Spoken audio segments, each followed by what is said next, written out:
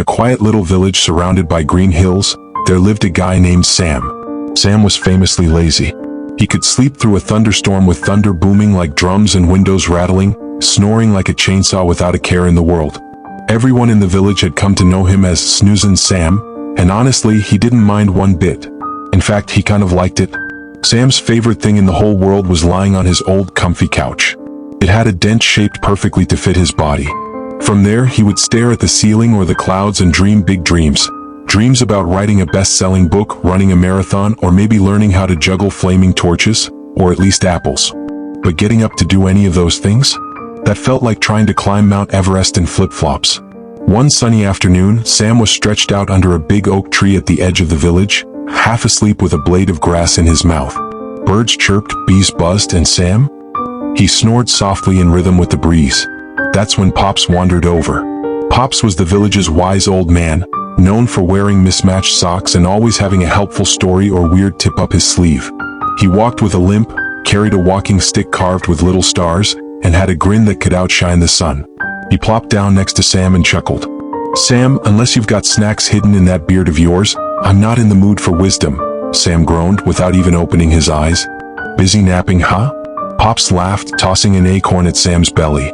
"Listen, laziness isn't who you are. It's just a bad habit. And habits can be beat."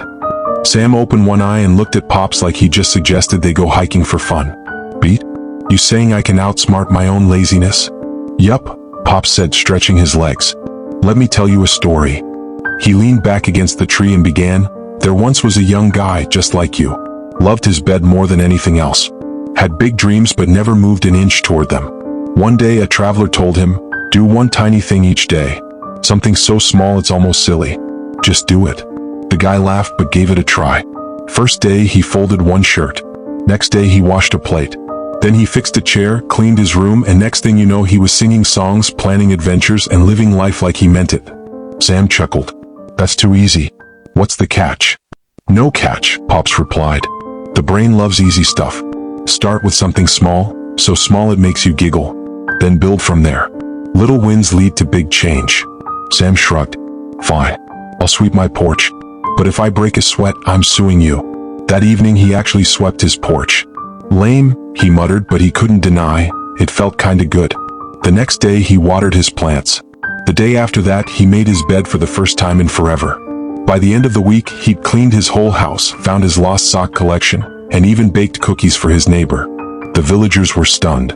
"Sam's awake," they shouted like they'd seen a ghost. Weeks passed.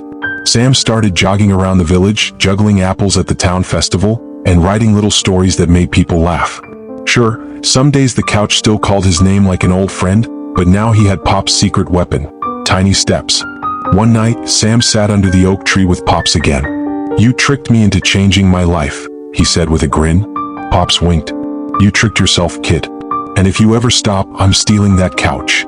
From that day on, Sam kept moving forward, slow and steady, because he learned that laziness isn't the boss of anyone.